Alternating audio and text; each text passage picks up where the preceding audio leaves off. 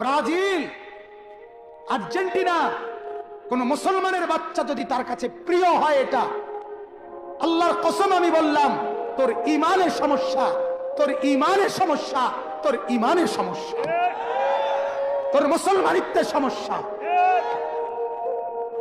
মনে রাখো যুবক, মুসলমানের বাচ্চা যদি হও, একটা ছেলেও যদি বুঝো, ব্যাটকাইও না, ছাগলে ব্যাটকায়, নাফরমান ব্যাটকাইও না, অসভ্যের মতো ব্যাটকাইও না। ব্যাটকানের লেগে বলছি না, হাসার জন্য বলি নাই বেটা। ব্রাজিলের খেলোয়াড় কি তোমার বাপ? ব্রাজিলের সমস্ত খেলোয়াড় বেঈমান। বেঈমান কিনা কথা বলেন না কেন?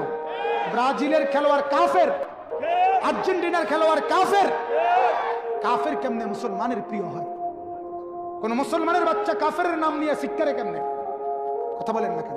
ব্রাজিলের খেলোয়াড় জীবনে কোনোদিন তোমার জন্য ভাবে নাই, আর্জেন্টিনার খেলোয়াড় তোমার জন্য কোনোদিন ভাবে নাই। ওরা বেঈমান।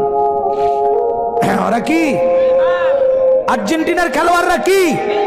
ব্রাজিলের খেলোয়াড়রা কি?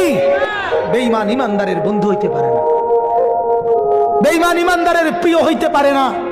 কোন ইমানদার যার কলিজার ভিতরে ইমান আছে, সে বেঈমানের লাঠির কারণে লাফ মারতে পারে না, ফাল মারতে পারে না।